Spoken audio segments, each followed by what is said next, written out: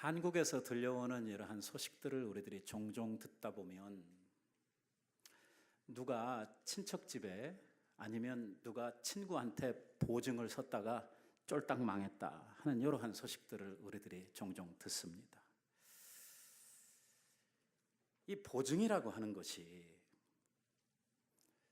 그 내용이 뭡니까? 보증을 쓴다는 말은 저 사람이 빚을 못 갚으면 내가 갚겠다고 하는 이러한 약속이지요. 문제는 보증을 서달라고 하는 사람에게 그 빚을 갚을 능력이 있느냐 하는 것이거든요. 처음부터 능력이 있으면 원래 금융권에서 대출을 받아가지고 하면 되는데 이 금융권에서 이렇게 보니까 이 사람은 빚 갚을 능력이 없는 사람이에요. 보니까 대책이 없어요. 이 사람 돈 빌려주면 어쩔 것 같아요? 틀림없이 뛸 것 같아요. 그러니까 당신 못합니다. 이거거든요. 그러면 자기 힘으로 안 되니까 그 다음에 차선책으로 택하는 것이 뭐냐면 보증을 쓰는 것입니다. 나한테는 담보도 없고 나한테는 그것을 갚을 만한 이러한 능력 있는 직장도 없고 다른 게 없는데 이게 꼭 필요한데 내가 못하니까 다른 사람의 힘을 빌려가지고 다른 사람의 어떤 신용이나 다른 사람의 어떤 담보, 다른 사람의 능력을 빌려가지고 이것을 보증하는 것이죠. 그러니까 엄격하게 이야기를 하면 보증을 선다고 하는 말은 무슨 뜻이냐면 갚을 능력이 없는 사람의 빚을 내가 떠안겠습니다 하는 말이 보증을 쓰는 말이에요. 그러니까 출발부터 잘 될 가능보다는 잘 안 될 가능을 더 많이 안고 시작하는 것이 이 보증을 서는 일입니다. 문제는 보증을 부탁을 할 때에 보증을 서달라고 가서 이야기를 하는 상대에게 그 사람이 내게 보증을 서주려고 하면 어떻게 해야 되겠습니까? 잘 보여야 되겠죠. 일단 저 사람이 내가 틀림없이 이 빚을 당신이 보증만 서주면 이 빚을 내가 성실하게 갚아 나갈 것이라고 하는 데 대한 확신을 줘야 되겠죠. 근데 사실은 객관적으로 보면 은행이나 이런 금융권에서는 이 사람한테 그런 능력이 없다고 판단이 난 것이고 보증을 서달라고 하는 사람에게 있어서만큼은 자기가 어떻게 해야 되냐면 내가 이 빚을 갚을 수 있는 능력도 있고 나는 성실하고 내가 믿음직스러운 사람이다 하는 것을 보여야 되기 때문에 어떻게 합니까? 이 사람한테 잘 보이려고 이 보증 서는 사람에게 믿음을 주기 위해서 갖은 수단을 다 동원을 해가지고 그 사람을 속이는 것이죠. 실제는 뭐냐면 없어요. 실제는 있었으면 원래 보증 부탁도 안 해요. 없는 것을 사람에게 있는 것처럼 이렇게 확신을 주려고 하는 것이죠. 그러니까 보증을 부탁을 할 때는 뭔가 확실한 미끼가 필요합니다. 뭔가 사람에게 확신을 줄 수 있는 속임수가 필요한 것이죠. 예를 들면 내가 이제 한 달 지나면 아니면 6개월 지나면 개를 타도록 돼 있는데 그 개 타면 다 해결돼. 이런 식으로 탈 개도 없으면서 이렇게 이제 이야기를 하는 것이죠. 그러면 사람이 그 말을 듣고 이 사람이 지금은 좀 힘들지만 이제 얼마만 지나면 충분히 해결할 수 있는 능력이 있겠구나 해가지고서는 이제 이 보증을 쓰는 거거든요. 근데 나중에 가서 보면 이제 아닌 경우가 대부분이죠. 그래서 이 보증을 서준 사람들이 아주 낭패를 보는, 때로는 보증이라고 하는 것이 입만 가지고 안 되니까 내 신용만 가지고 안 되니까 집을 담보로 하고 사업을 담보로 해가지고 보증을 서줬더니 그쪽에서 아예 빚을 못 갚음으로 말미암아 내 집을 빼앗기고 사업을 빼앗기는 이러한 일들이 생겨나게 되는 것이죠. 오늘 우리가 읽었던 본문 말씀에 보면은 여호수아가 기브온 거민들에게 속아서 이 약속, 언약을 세우는 이러한 이야기가 나옵니다. 이 잘못된 언약 때문에 결국은 이스라엘 백성들이 훗날에 가서 가나안에서 결국 살지를 못하고 하나님 앞에 가나안에서 다 쫓겨나게 되는, 가나안에서 멸망을 당하게 되는 원인이 바로 오늘 이 기브온과의 거민들의 약속에서부터 출발을 한다고 하는 것을 생각을 할 때에 오늘 이 여호수아와 이스라엘이 엄청난 실수를 하고 있다고 하는 것을 우리들이 본문에서 보게 되는 것입니다. 일찍이 하나님께서 모세를 통해서 말씀하셨습니다. 뭘 말씀하셨냐면 하나님 여호와께서 내게 기업으로 주시는 이 민족들의 성읍에서는 이 가나안 사람들의 모든 지경에서 호흡이 있는 자는 하나도 살리지 말지니, 가나안에 들어가서 전쟁을 할 때에 가나안 족속들이라고 하면 단 한 명도 살려두어서는 안 된다고 하나님께서 말씀을 하시는 것입니다. 그러면서 구체적으로 그들이 누구인지를 말씀하십니다. 헷 족속과 아모리 족속, 가나안 족속, 브리스 족속, 그 다음에 히위 족속. 요 기브온 사람들이 히위 족속이거든요.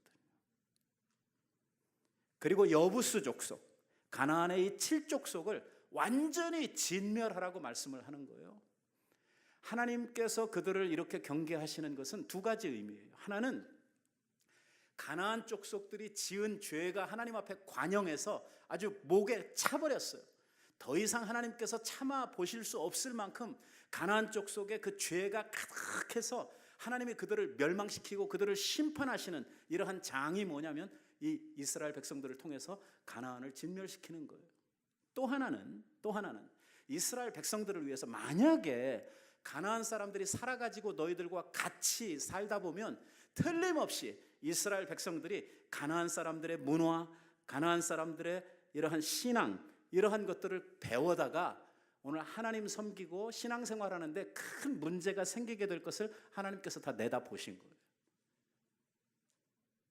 그래서 가나안 족속들은 반드시 하나님 앞에 심판을 받아야 하는 이러한 악한 민족들이기 때문에 그 죄에 대한 보응을 받는 것으로서 하나님의 명령을 시행하는 이러한 도구들로서 이스라엘이 가가지고 이 가나안 족속들을 밀어내야 되고, 그러니까 이에 대해서 조금도 뭐 미안함이나 아니면 가나안 족속들을 이 진멸하는 데 있어서 마음의 가책들 같은 것을 가질 필요가 없다는 거예요. 뭐예요? 이미 그들은 하나님 앞에 하나님께서 참을 만큼 참았고 하나님께서 기다리실 만큼 기다렸는데 그들의 죄가 더 이상은 참아보실 수 없을 만큼, 그래서 하나님의 심판이 그들 앞에 놓여질 수밖에 없는 이러한 상태에 이르렀다는 거거든요. 사실 이스라엘 백성들이 애굽에 내려가 가지고 종살이 하는 게 400년으로 예언이 돼 있었죠. 그런데 실제로 이 이스라엘 백성들이 애굽에서 나온 숫자를 계산해 보면 430년을 있다가 나왔어요. 30년이라고 하는 차이가 나요. 왜 이게 하나님 약속의 말씀이 이렇게 미뤄지고 이게 제때 안 이루어졌느냐 하는 것을 성경은 뭐라고 이야기를 하냐면 가나안 백성들의 죄가 다 차지를 않았다는 거예요. 이해되세요? 하나님께서 기다리시는 거예요. 가나안 백성들이 심판을 받아야 될 그 때를 기다리시는. 그러니까 가나안 족속을 멸절하는 데 있어서 이스라엘 백성들이 조금이라도 미안한 생각을 가질 필요는 없어요. 하나님은 하나님의 심판과 하나님의 뜻을 행하실 것이고 그 도구로 이스라엘이 쓰임을 받고 이스라엘은 결국 그 땅을 차지하게 되는, 하나님 앞에 기업으로 받게 되는 이러한 계획 속에 있었던 것이죠.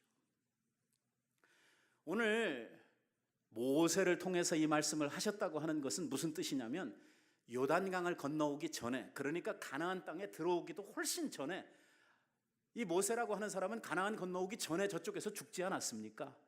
그러니까 벌써 오래전에 하나님께서 이스라엘 백성들에게 다짐을 하고 말씀을 하셨던, 경계로 세우셨던 아주 중요한 이야기라는 것입니다. 오늘 우리들이 이제 본문을 쭉 이렇게 해석을 하고 묵상을 해 가다 보면 이 내용을 누가 알고 있었냐면 바로 이 기브온 사람들도 다 알고 있었어요. 뭘? 하나님께서 이런 명령을 이스라엘에게 주셨다고 하는 그 말을 말입니다. 그런데 정작 누구만 모르냐면 여호수아와 이스라엘 백성들은 까먹고 있는 것입니다. 결국 기브온 거민들에게 속아가지고 그들과 동맹을 맺게 되고 그들을 살려주게 되었는데, 동맹을 맺은 지 3일 만에 자기네들이 속았다고 하는 것을 여호수아가 알게 되었죠. 왜 우리를 속였느냐고, 뭐 가가지고 지금까지 맺은 모든 언약은 너희들이 우리를 속이고 맺은 언약이니까 소용이 없다고 이렇게 이야기를 해봐야 소용이 없는 것이 하나님의 이름으로 그들과 언약을 했단 말이에요. 하나님은 한 번 맺은 언약은 절대로 깨시는 법이 없단 말이에요. 결국 여호수아가 하나님의 이름으로 맺은 그 동맹은 유효하게 되었고, 오늘 이 가나안 족속이 그들 가운데 살아나게 됨으로 말미암아 결국은 그것이 가시가 되고 그것이 올무가 되어가지고 이스라엘의 후손들에게 엄청난 이러한 아픔을 주게 되고, 결국은 이스라엘이라고 하는 나라가 멸망을 하게 되는 그 원인 제공을 누가 했냐면 여호수아가 한 것이죠. 아마도 이때에는 이게 무엇을 의미하는 것인지, 이것이 자기네들의 후손들에게 어떠한 영향을 줄 것인지에 대한 생각도 하지를 못했을 것입니다. 그러나 우리들이 이스라엘의 역사를 통해서 쭉 살피는 것은 무엇입니까? 끊임없이 가나안 족속들이 계속해서 이스라엘 백성들을 괴롭히고 공격하고 결국 이스라엘 백성들의 올무가 되어가지고 이 가나안 사람들과 하나 되어서 뒹굴다가 멸망하게 되는 이러한 결과를 맞이하게 되는 그 원인이 바로 오늘 이 사건 때문에 생겨나게 되는 것이죠. 오늘 말씀을 우리들이 시작하면서 우리들이 먼저 경계하고 싶은 것은 뭐냐면, 여호수아가 얼마 전에도 실수를 했는데 지금 똑같은 실수를 또 하고 있다는 것입니다. 아이성 전투 언제 있었어요? 바로 전에 있지 않았습니까? 바로 전에 여호수아가 큰 실수를 했거든요. 무슨 실수를 했습니까? 하나님 앞에 물어보지도 않고 자기의 판단, 자기의 생각, 자기의 경험, 정탐꾼들이 가가지고선 보고 와서 보고를 했던 그들의 내용들만 받아가지고 결정을 해버렸단 말이에요. 성급하게 결정을 하고 아이성 전투에 3,000명을 보냈다가 그 전투에서 크게 패배를 하고 낭패를 보아가지고 가슴을 안고 죄를 뒤집어 쓰고 후회하고 눈물을 흘리던 게 엊그제인데, 오늘 이 사건에서 똑같은 잘못을 또 하고 있단 말이에요. 오늘 우리가 읽었던 아까 14절 말씀 맨 뒤에 있었던 그 말씀에 이 이야기를 이 성경 기자가 꼬집어서 우리들에게 다시 한번 주지를 시키고 있죠. 그게 뭐예요? 여호수아가 여호와께 묻지 아니하고 하는 이 말이죠. 왜 이 이야기가 이렇게 자주 나올까요? 왜 똑같은 사건이 이 상황만 바뀌어가지고 또 우리들에게 등장을 하는 것입니까? 오늘 하나님의 백성들이 지금도 여호와 앞에 묻지 아니하고 항상 자기 판단, 자기 생각을 믿고 움직인단 말이에요.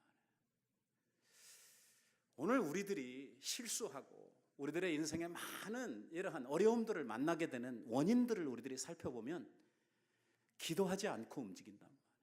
하나님 앞에 묻지 않는단 말이에요. 내 판단, 내 생각을 너무 믿는단 말이에요. 하나님은 우리들에게 내 명철을 의지하지 말라, 내 지혜를 의지하지 말라, 하나님을 의뢰해라, 하나님한테 와서 묻고 행해라 그러는데 안 물어요. 기도 안 해요. 내가 다 할 수 있는데 내 판단으로 다 답이 나오는데, 이건 이렇게 해야 되는데. 그렇게 판단하고 있는 근거가 뭐예요? 그 근거는 다 우리의 눈으로 보는 것들이에요. 내가 보니까 이래요. 내가 그 보고 판단을 해보니까 이런 거예요. 이 상황은 틀림없어요. 내 경험으로 볼 때, 내 지식으로 볼 때에, 이 세상이 돌아가는 이러한 이치를 볼 때에, 다 우리의 눈으로 볼 때에 이건 이렇게 해야 되는 거예요. 하나님 앞에 물을 필요 없는 거예요. 그러나 하나님은 우리들에게 말씀하시는 거예요. 작은 일이라도, 내가 할 수 있는 일이라도 와서 물으라는 거예요. 돌다리라도 두들기고 가라는 거예요. 제가 계속 거듭해서 여러분들에게 말씀을 드립니다마는, 이 다윗이라고 하는 사람이 하나님 앞에 그렇게 사랑받았던 이유가 뭐냐? 요거 잘하는 거예요. 모든 일을 행할 때에 여호와 앞에 묻고 가는 거예요. 묻고 가는 거예요. 하나님, 내 이 전쟁에서 나가도 되겠습니까? 당연히 나가야 되는 전쟁이에요. 왜? 왕들이 출정하는 전쟁이거든요. 자기가 왕이니까 당연히 나가야 되죠. 그런데도 묻는 거예요. 하나님, 제가 가도 되겠습니까? 우리와 함께 해주시겠습니까? 이 전쟁에서 적들을 내 손에 붙여주시겠습니까? 하나님이 가라 하면 가는 거예요.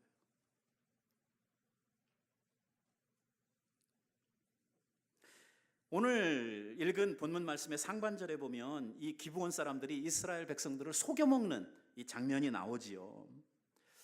첫 절에서는 가나안에 있었던 모든 그 다른 가나안 족속들이 연맹을 해가지고 이제 이 여호수아와 이스라엘 백성들과 싸우려고 준비를 했다 하는 말씀이 1절에 나오고, 2절에 가서 보면은 다른 가나안의 7족속들과는 다르게 이 기브온 사람들은 그 사람들하고 같이 싸우려고 하지를 않고 동맹을 맺으려고 준비를 하고 있는 것을 보게 됩니다. 오늘 이 기브온 사람들 말입니다. 이 사람들은 이스라엘 백성들이 애굽으로부터 출발을 해가지고 지금까지 지나온 그들의 경로를 쭉 통해서 볼 때에 전쟁을 통해서는 승산이 없고 전쟁을 통해서는 죽을 수밖에 없다고 하는 사실을 엄연한 사실로 지금 받아들이고 있습니다. 지금 저 그림을 통해서 여러분들이 보십니다마는 길갈에서 처음 본진을 치고 그곳에서 할례를 받고 그 다음에 여리고성 전투를 끝냈고 그 다음 아이성 전투 끝냈고 그 다음에 어디 가야 돼요? 기브온에 가야 되는 거예요. 이 전쟁을 바로 앞두고서 이 기브온 사람들이 여호수아와 이스라엘 백성들을 찾아온 것입니다. 이 사람들은요, 지금 여호수아와 이야기를 했던 그 내용들을 통해서 볼 때에 이 사람들은요, 이스라엘 백성들보다도 하나님의 말씀을 더 잘 알고 있어요. 지금 자기네들이 반드시 죽어야 된다는 사실도 알고 있고 하나님께서 이 가나안이라고 하는 이 모든 땅들을 이스라엘에게 주셨다는 것도 알고 있고, 그리고 이스라엘과 함께 하시는 하나님이 요단 동편에서 있었던 모든 전쟁들, 바산의 왕들이라든지 아모리 왕들이라든지 아말렉이라든지 애굽의 군대라든지 이 많은 나라들을 다 무릎 꿇리고 여기까지 왔다고 하는 것도 알고, 이미 여리고성 떨어지고 아이성 떨어졌으면 이제 자기들도 죽는 건 기정사실이다라고 그런 것을 인정을 하고 있어요. 살 길이 뭐냐? 살 길은 항복하고 가서 화친하는 것밖에는 방법이 없다, 이렇게 결론을 낸 것이죠. 그런데 이들은요, 이미 하나님께서 가나안에 있었던 모든 7족속은 다 진멸하고 죽이라고 하는 이러한 하나님의 말씀을 그들은 알았던 거예요. 그러니까 자기네들이 우리가 이 가나안 족속 중에 하나 히위 족속 사람입니다. 그러면 어떻게 되는 거예요? 그러면 이게 동맹이 맺어져요? 안 맺어져요? 그럼 바로 죽는 거죠. 바로 죽는 거예요. 그러니까 이걸 속이는 거죠. 이걸 속이기 위해서 자기는 가나안 사람들이 아니라고 이야기를 하죠. 자기네들은 먼 나라에서 온 이러한 사람들이라고 하면서 자기들을 지금 속이고 있는 것을 볼 수가 있습니다. 오늘 그들의 속임수를 보면 굉장히 교활합니다. 얼마나 주도면밀하고 철저하게 자기를 위장하고 있는지 모릅니다. 왜냐하면 들키면 바로 죽음이거든요. 그렇기 때문에 그들은 철저하게 준비를 하는데 정말 전대, 포도주, 부대, 옷, 신발, 먹을 거 이러한 것들을 전부 다 오래된 것처럼 이렇게 꾸몄어요. 사실은 어디에서 왔어요? 사실은 코앞에서 왔어요. 그냥 엎어지면 코달대에서 왔는데 이렇게 자기를 속이는 거예요. 자기네들이 겉으로 보이는 모든 것들을 이렇게 완벽하게 속이기 위해서 위장을 하고, 그 다음에는요, 이 이스라엘 백성들에게 그들을 인도하신 하나님과 하나님의 백성들인 이스라엘을 막 띄우는 거예요. 이런 것을 우리는 비행기 태운다고 그러죠.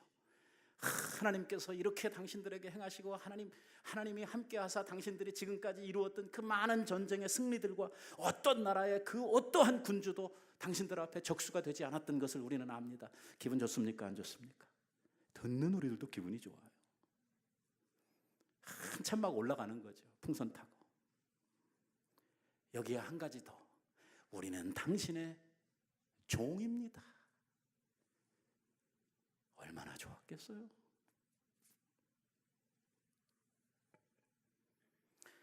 오늘 이 기브온 사람들의 말들을 가만히 들어보면은요, 그들이 이스라엘을 칭찬하고 이스라엘의 하나님이 이스라엘 가운데서 행하신 일들을 이야기할 때에 요단 동편에서 있었던 일들은 자세하게 언급을 하면서 지금 아이성과 여리고성에서 있었던 일은 말하지 않아요. 이거는 최근에 있었던 일이거든요. 먼 나라에서 왔다 그러면 이 소식을 알면 안 되는 거거든요. 그러니까 그 이야기는 안 해요. 얼마나 철저한지 몰라. 그들의 술책을 보면 아주 완벽하고 얼마나 교묘하게 꾸몄는지 몰라. 우리를 속이려고 나오는 우리의 적은 누구입니까? 예? 오늘 우리들을 속이려고 하고 우리들을 넘어뜨리려고 하는 우리의 적은 누구입니까? 사단입니다. 마귀입니다. 마귀가 우리들에게 나올 때 이렇게 철저하게 자기를 위장하지요. 아주 교활하게, 간교하게 괴계를 꾸며가지고 우리들에게 나옵니다. 그래서 우리들이 정신 바짝 차리지 않으면 이 마귀의 속임수에 넘어갈 수밖에 없도록 돼 있단 말이에요. 그래서 성경은 우리들에게 끊임없이 이야기하기를 정신 차려라, 정신 차려라 하는 이야기를 자꾸 하는 거예요. 우리가 신약 성경의 사도들의 이야기를 지금 듣고 있다 보면 정신 차려라, 정신 차려라 하는 이야기가 한두 번 하는 게 아니지요. 근신해라, 근신해라. 근신이 뭐예요? 자기의 몸을 지킨다는 거예요. 정신 바짝 차리고 나를 지키지 못하면 확 삼키움을 당한다는 것이죠. 그 만들어 놓은 모든 위장들을 보면 그럴듯해요. 정말 속아 넘어갈 수밖에 없어요. 그 제안을 보면 얼마나 좋아 보이는지 몰라요. 왜? 종 되겠다는데, 값도 없이 와서 종이 되겠다는데 살려만 주시면 얼마나 좋아요.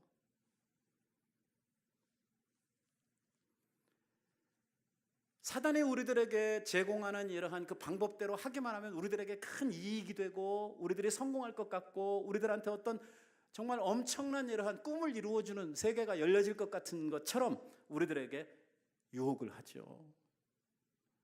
그러나 중요한 것은 도둑놈이 오는 거는 뭐 하려고?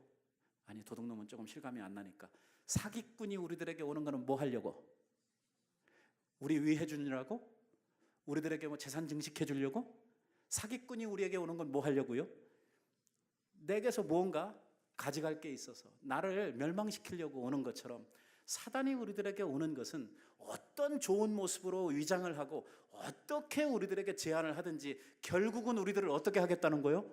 우리들을 넘겨뜨리고 우리들을 망하게 하겠다는 거예요. 요한복음 10장에서 예수님께서 하신 말씀이 그거예요. 도적이 오는 것은 도적질하고 죽이고 멸망시키려고 하는 것뿐이라는 거예요. 사단이 우리들에게 오는 것은 뭐예요? 우리들을 넘겨뜨리고 우리들을 죽이고 우리들을 망하게 하려고 하는 것밖에 없어요. 사단이 그런데 우리한테 올 때 처음부터 이놈들 다 망하게 해야지 하고 오는 게 아니라는 거예요. 올 때 자기를 위장을 해요. 위대한 이러한 광명한 천사로 이렇게 위장을 해요. 때로는 우는 사자처럼 이렇게 우리들에게 와요. 자기의 본 모습은 숨겨요. 속여요. 기망해요. 우리들의 입맛에 아주 딱 맞는 떡을 가지고 와요. 요거 먹으면 행복해질 것처럼, 요거 먹으면 눈이 밝아져가지고 하나님처럼 될 것처럼, 이렇게 사단은 우리에게 나오는 거예요. 사람들마다 유혹하는 방법도 다르고 형편 따라서 시간 따라서 우리들에게 다가오는 사단의 모습이 너무 다양하기 때문에 우리들은 이러한 사단의 정체를 알아보기가 너무 쉽지 않아요. 여기에 분명한 사실은 뭐냐면 눈으로 보는 대로 판단을 하면 반드시 실패하도록 되어져 있다. 왜냐? 믿음의 원리라고 하는 것, 지금 우리가 여호수아서에 들어와 가지고 계속 강조하는 게 뭐냐면 믿음으로 사는 것이 무엇이냐, 믿음으로 승리하는, 믿음으로 정복해가는 우리의 세상이 무엇이냐 하는 것들을 지금 계속 강조하고 있는데, 믿음으로 사는 것은요 보는 것으로 판단하는 게 아니에요. 성경은 우리들에게 말씀하기를 우리가 보는 것으로 행하지 아니하고 믿음으로 행하는 것, 이것이 하나님의 아들들이 살아가는 방법이라고 가르치고 있는 거예요. 보는 것과 믿음으로 사는 것이 어떻게 다르냐? 이것은 세상의 중심, 세상의 철학, 세상의 사람들이 가지고 살아가는 세상의 방법을 가지고 사는 삶과, 그리고 믿음으로 산다는 것은 하나님의 방법을 가지고 사는 것, 다른 말로 바꾸면 말씀을 붙들고 사는 것, 이렇게 극명하게 달라지는 거예요. 보는 것으로 산다고 하는 것이 뭐냐? 바로 이거예요. 우리가 아주 자주 쓰는 말 가운데 백문이 불여일견이라고 하는 말이 있어. 100번 말해봐야 소용없다는 것이죠. 한 번 딱 보여주면 어째요? 그냥 바로 믿고 가는 거예요. 이게 뭐예요? 세상의 논리예요. 100번 들어봐야 소용없어요. 한 번 보여주면 끝이에요. 이런 문화, 이러한 사상이기 때문에 세상에 가면 갈수록 뭐가 발달을 하냐면 보는 것들이 발달을 합니다. 옛날하고는 다르게 우리의 시대 안에서 모든 것들이 변화되어져 가고 있어요. 모든 것은 다 우리의 눈을 만족시키는 이러한 보는 세상으로 바뀌어지죠. 옛날에는 뉴스를 귀로 들었는데 이제는 TV를 통해서 뉴스를 본다고 하지요. 뉴스를 본다고 해요. 모든 것은 다 봐야 돼요. 봐야지 직성이 풀려요. 눈으로 보는 것이 확인이 되고 그것이 우리에게 진리로 받아들여지는 이러한 세상을 살고 있기 때문에 오늘 우리의 세상이 말이에요. 보는 것이 전부가 아닌데도, 보는 것이 진실이 아닌데도 그 보는 것에 우리들이 얼마나 속아 살고 있는지 모르죠. 그래서 사람들을 속이기 위해서 오늘날 잘못된 사진들을 합성을 해가지고 이 진리를 왜곡하지요. 사람들을 모함을 한단 말이에요. 이 교묘하게 꾸민 이러한 사진들이나 동영상 이러한 것들을 가지고 사람들의 눈을 가리우고 진리를 감추는 것이죠. 이러한 일들이 세상에서 얼마든지 지금 있어지고 있고 오늘 우리는 정말 진짜 팩트, 진짜 진리는 따로 있는데 밖으로 보여지고 있는 이러한 것들 때문에 가리워가지고 실체가 무엇인지도 알지 못하고 살아가는 이러한 일들이 우리 앞에 얼마나 많이 있는지 모르죠.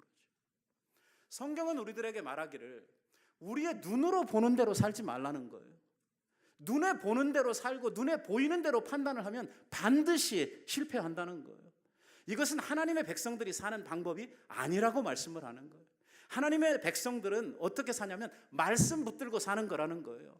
말씀의 가르침을 따라 사는 거라는 거예요. 하나님의 음성을 들으라는 거예요. 그 말씀대로 따르라는 거예요. 그것이 믿음으로 사는 거라는 거예요. 우리의 눈에 보이는 대로 판단하지 말라는 거예요. 우리가 보니까 이렇더라 우리의 눈에 보이는 세상이 이러니까 이거는 세상 사람들이 살아가는 삶의 방법이라는 거예요. 이거는 믿음으로 사는 게 아니라는 거예요. 여호수아가 아이성 전투에서 실패한 이유가 뭐예요? 왜 실패했어요? 눈으로 보는 대로 판단을 했거든요. 하나님 앞에 가서 물었어요? 안 물었어요. 하나님의 말씀 듣지 않았어요. 하나님께서 분명히 여리고성 전투 끝나고 나면 본진이 있는 길갈로 돌아오라고 그랬어요. 안 왔어요. 여리고에서 승리에 막 도취가 돼가지고선 눈앞에 있는 아이성 저거 쥐콩만한 거 저거 그냥 쉽게 얻을 수 있는 승리 자기의 경험으로 자기의 눈에 보이는 대로 판단을 하고 자기 방법으로 밀어붙였어요. 오늘 우리가 읽고 있는 이 본문의 말씀에 기브온 거민들과 맺은 이 언약 이것도 뭘 보고 그가 속았어요? 그들이 눈앞에 가지고 온 꾸며낸 증거물들을 보고 속는 거예요. 기브온 거민들은 철저하게 여호수아와 이스라엘 백성들을 속이기 위해서 얼마나 많은 준비를 했는지 몰라요. 여호수아가 그들에게 물었어요. 너희는 어디에서 왔으며 너희는 누구냐? 이렇게 물었어요. 기브온 사람들이 사실대로 말하겠어요? 말하면 바로 죽는데 처음부터 나올 때에 자기들이 속셈을 가지고 왔잖아요. 자기네들이 지금 꾸민 일이 있잖아요. 속여야 되잖아요. 자기들은 바로 아이성 앞에 있는 기브온에 거하고 있는데 자기네들은 먼 데서 온 것처럼 이것을 확신시키기 위해서 어떻게 해서라도 자기들을 신뢰하게 만들기 위해서 어떻게 했느냐면 다 꾸몄죠. 모든 것을 꾸몄어요. 그 증거물들을 눈앞에 보여줬어요. 그것들이 뭡니까? 아주 해진 옷, 다 달아빠진 이러한 신발, 곰팡이 난 음식, 헤어진 이러한 포도주 부대, 이러한 것들을 눈앞에 다 보여주면서 이거 보세요. 우리들이 먼 데서 오느라고 이 떡 우리가 떠날 때 막 금방 쪄가지고 김이 팔팔 올라오던 거 이거 붙들고 왔는데 지금 보세요. 보는 대로 살면 망한다고 이야기하고 있다. 여러분, 우리는 어떻게 살고 있습니까? 눈에 보는 대로 판단하지 않습니까? 하나님 앞에 물을 필요도 없잖아요. 왜? 이거 내가 다 아는 건데. 이거 내가 다 판단할 수 있는, 내가 다 이 정도는 매니지할 수 있는 지식이 나한테 있는데 뭐.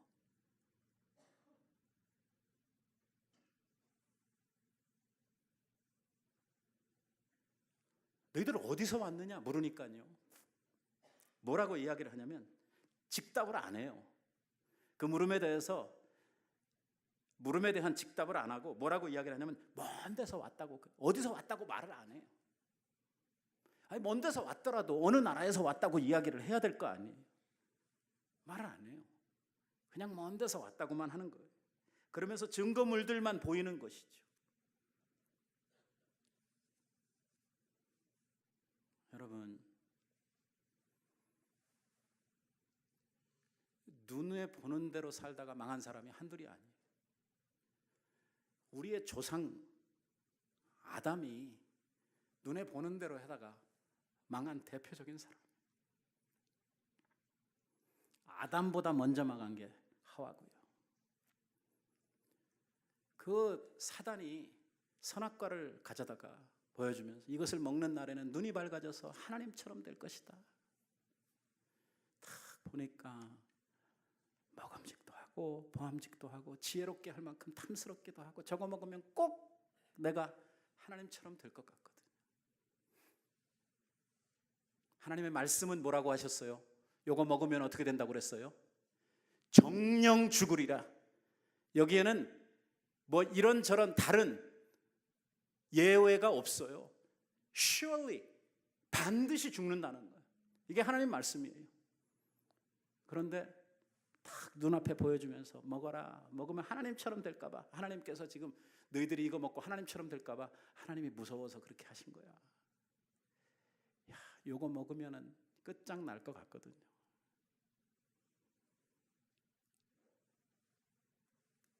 아담만 넘어졌나요? 노아 넘어졌죠? 아브라함 넘어졌죠? 이삭도 넘어졌죠? 야곱도 넘어졌죠? 모세도 넘어졌죠? 말씀대로 하지 않는단 말이에요. 하물며 다윗도 넘어졌죠.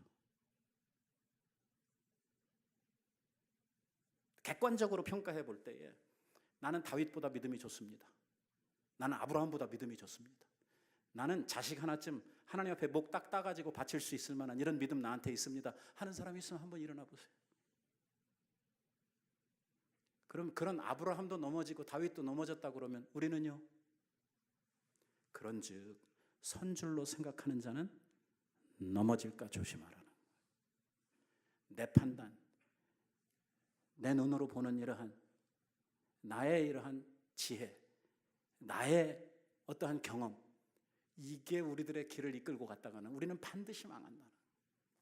너는 내 명철을 의지하지 말고 여호와를 의뢰하라. 그리하면 우리에게 그 길을 지도하시겠다고 말씀을 하고 있는 것이죠.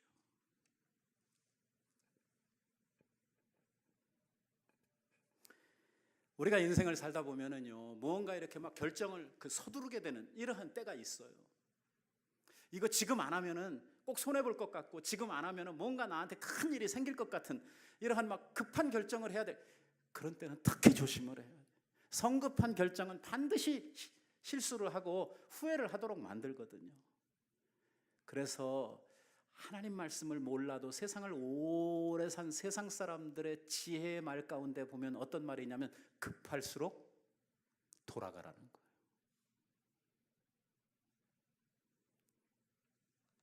우리가 빨리 결정해라, 내일이면 늦는다, 오늘 내로 대답해라 이러거든요. 이게 사단이 우리들을 유혹하는구나, 그렇게 생각하시면 거의 틀림없어요. 오늘 안 해도 돼요. 왜? 내일 또 내일의 해가 떠오르거든요. 우리는 깊이 생각해야 돼요. 급할수록 우리는 더 많이 생각해야 돼요.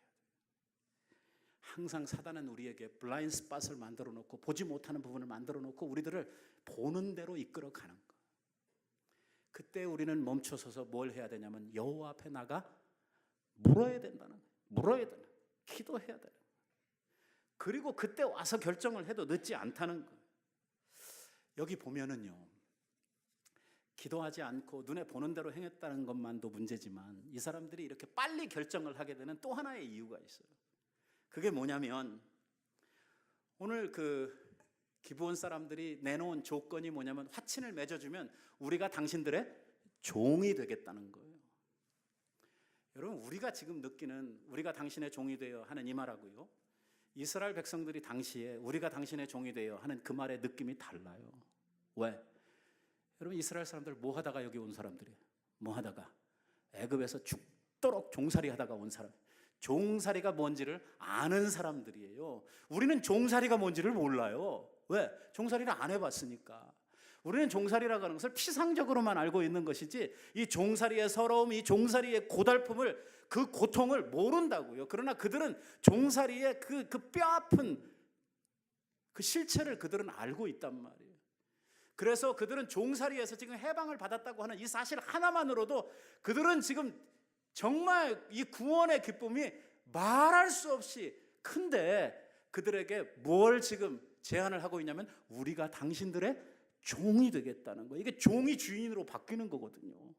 아무것도 해줄 건 없어요. 그냥 이 화친만 하면, 이 약속만 해주면 종이 되겠다. 그냥 호박에 덩굴째 굴러 들어오는 거예요. 여기에 무슨 하나님의 말씀이요, 지금 종이 생기는데 덜컥 무는 거죠. 우리가 살고 있는 이 사회를 실용주의 사회라고 부릅니다. 실용주의 사회라고 하는 것이 무슨 뜻입니까? 입에 달면 삼키고 쓰면 뱉는 시대라는 것입니다. 나에게 이익이 되면 하고 이익이 안 되면 안 한다는 뜻이에요. 다른 사람한테 아무리 좋아도 나한테 나쁘면 나쁜 겁니다. 이게 실용주의 사회의 특색입니다. 오늘 우리가 다 그렇게 살고 있지 않습니까? 다른 사람이 죽든 말든 상관없이 나만 잘 되면 되는 거고, 나만 잘 될 수 있다 그러면 1000명이 옆에서 넘어지든지 10,000명이 죽어가도 상관없는 거죠. 이기주의적이고 자기만을 위해서 살아가려고 하는 이러한 실용주의적 사고를 가지고 있는 사람들이 오늘 세상에는 넘쳐나고 있습니다. 우정, 효도, 다 물 건너간 이야기죠. 돈 앞에는 아무것도 남는 게 없죠. 이게 실용주의 사회를 우리들에게 대변해주고 있는 말 아닙니까? 이제는 결혼도 사랑이 아니고 뭐냐면 열쇠 3개 가져와, 좀 살다가 나한테 이익이 안 되는 것 같으면 돌아가, 이런 사회를 우리가 살고 있잖아요. 이러한 세상에서 우리들이 익숙하게 살다 보니까 교회에 와서 신앙생활을 하는데도 실용주의적으로 하려고 그래요. 뭐냐?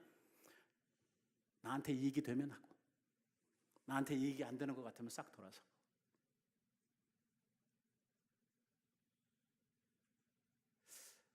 오늘 성경은 우리들에게, 우리가 신앙생활을 하는 것은 내가 무슨 내 이익을 채우고 내 욕망을 채우기 위해서 신앙생활을 하는 것이 아니고, 신앙생활을 하는 것은 하나님의 영광을 위하여, 하나님의 유익을 위하여 우리가 한다고 말하죠. 그래서 성경은 우리들에게 뭐라고 이야기를 하냐면 우리가 살든지 죽든지 주님의 것으로서 주님의 영광을 위해서 산다고 이렇게 고백을 하고 있지 않아요. 바울 같은 사람은 내가 죽어도 주님께 유익이 된다고 하면은 나는 그로 인하여 기뻐하겠다고 이렇게 이야기를 하거든요.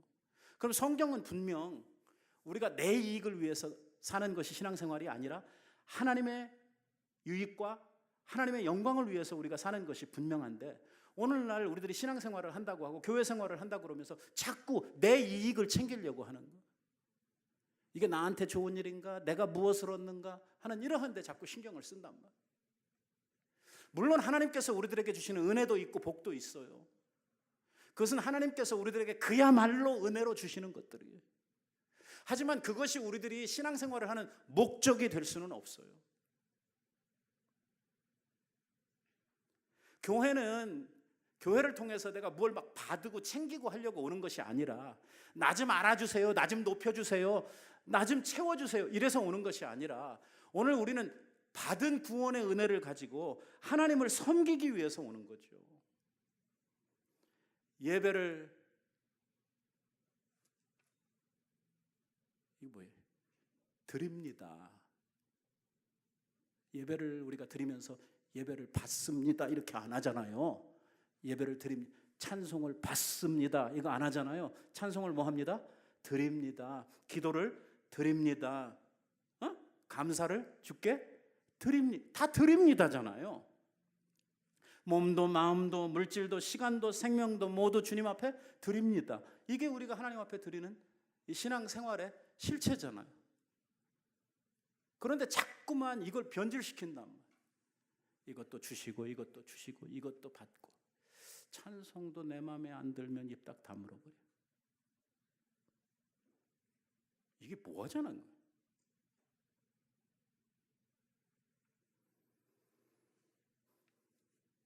옛날에 그랬어요. 우리는 장로교회를 3대째 믿고 있어서 교회에서 이 찬송 부르면서 뭐 박수를 친다든지 그러면 저는 막 이렇게 제 이 스타일에 안 맞아가지고 도저히 이게 쫓아갈 수가 없다고 막 그러는. 네 스타일이 뭔데? 아니 지금 교회가 너 위해서 찬송을 지금 드리고 있냐고? 아니 성경에 하나님께서 손뼉치며 찬양하라고 했으면 하는 거죠. 거기에 네 기분이 무슨 상관이 있는데? 오늘 우리들이 이러한 생각들을 가지고 자꾸 우리의 신앙생활의 모든 것들을 생각하고, 이러한 것들을 우리가 그 속에서 뭔가를 내가 얻어먹으려고 하는 이러한 것들이 있다는 거죠.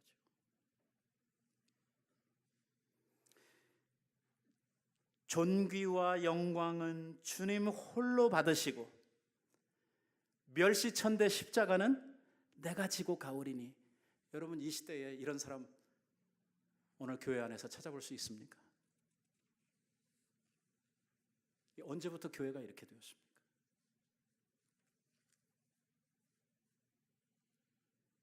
제가 이 말씀을 연구하다가 깜짝 놀란 사실이 하나 있습니다. 아까 제가 잠깐 소개를 했는데요, 이 기브온 거민들은요, 가나안 7족속 중에 누구에게 속하는 족속이냐면 히위 족속에 속하는 이러한 사람들입니다. 그런데 말입니다, 이 히위 족속은 그 조상이 누구냐면 함입니다. 함의 후손 가운데 히위 족속이 나옵니다. 함은 누구입니까? 함이 누구예요? 노아의 세 자식이 있었는데, 노아가 왜 포도주 마시고 술이 취해가지고선 뻘거벗고 잠을 자다가 자식들에게 아주 큰 낭패를 보게 되는데, 그때 이 야벳이라고 하는 아들은 아버지의 하체를 가리워주고 아버지를 갖다가 이렇게 보호해주는 이러한 일을 한 반면에, 함이라고 하는 아들은 아버지의 하체를 보고 와가지고 사람들에게 다 이야기를 하면서 막 그 아버지의 창피와 부끄러움을 드러냈던 이러한 아들이지요. 아버지가 술에서 깨가지고선 이 자식들을 갖다가 막 그 저주를 해요. 이 함을 자기를 향해서 막 그렇게 부끄러운 저기를 했다고 그래가지고 이 함에게 엄청난 저주를 쏟아붓는데, 그 함에게 주었던 저주 가운데 가장 그 강력한 저주 가운데 하나가 뭐냐면, 함은 형제들의 종의 종이 되기를 바란다고 하는 이러한 저주를 하거든요. 그런데 오늘날